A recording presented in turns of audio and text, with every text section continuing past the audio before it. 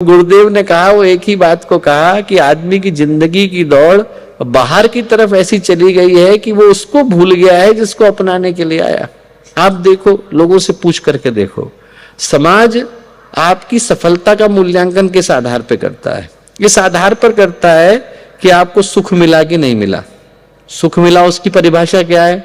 औरों की तुलना में कितना मिला।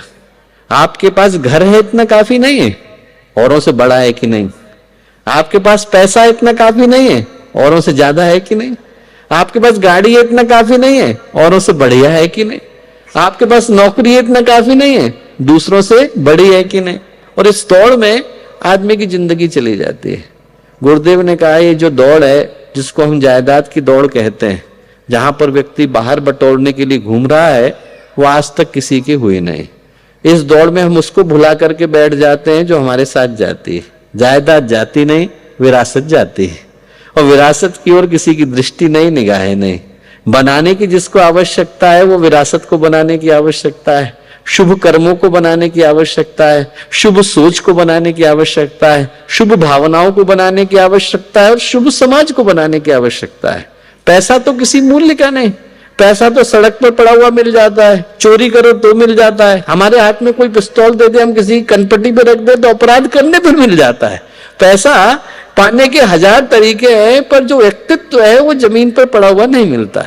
व्यक्तित्व को बनाने के लिए व्यक्ति को मेहनत करनी पड़ती है। गुरुदेव ने कहा, यदि वो मेहनत होती है तो फिर इंसान समाज के सामने उस दीपक के रूप में प्रतिष्ठित हो पाता है, जो इस संसार के अंधेरे को उजाले में बदल पाता है। सिर्फ एक ही तो उद्देश्य गायत्री परिवार का।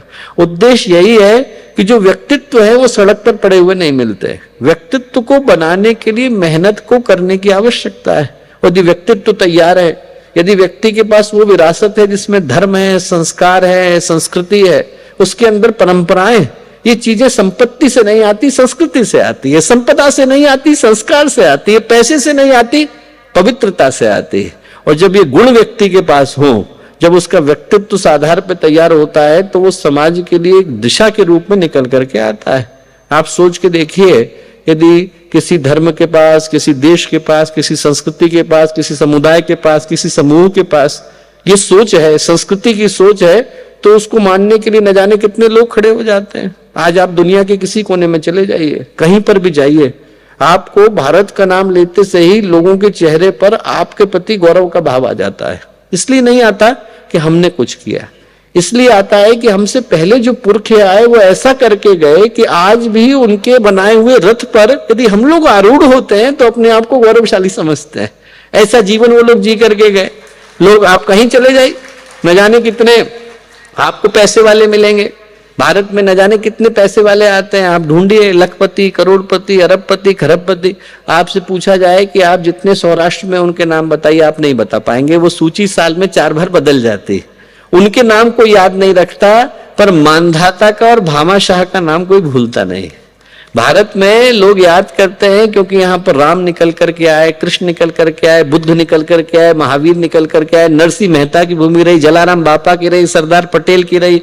यहाँ पर एक से एक बढ़कर जैनों के तीर्थंकरों ने, सिखों के धर्मगुरुओं ने, बढ़कर ऋषियों ने, न जाने कितने अवधूतों ने, दरवेशों ने, न जाने कितने महापुरुषों ने, महामानवों ने आकर इस भूमि को कृतार्थ किया है। और जब हम उनके व्यक्तित्व को, उनके कृतित्व को, उनके जीवन के संदेश को लेकर दुनिया के सामने जाते हैं, तो दुनिया में गौरव के साथ देखती है कि लोग उस देश से निकल करके आए हैं जहां पर लोगों ने राजसी वैभव के होने के बावजूद मानवीय करुणा का आलिंगन करना स्वीकार किया। बुद्ध के पास क्या नहीं था, सब कुछ होने के बाद छोड़ के गए कि नहीं। महावीर के पास क्या नहीं था, सब कुछ होने के बाद छोड़ के गए कि नहीं। भगवान राम के पास क्या नहीं था, सब कुछ होने के बाद छोड़ के गए कि नहीं।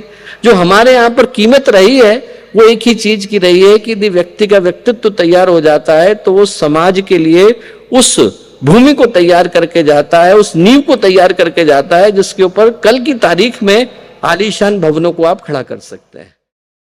हमारे YouTube चैनल शांति कुंज वीडियो गायत्री परिवार को सब्सक्राइब करें एवं बेल आइकन जरूर दबाएं ताकि गायत्री परिवार की विभिन्न गतिविधियों की जानकारी आपको मिलती रहे।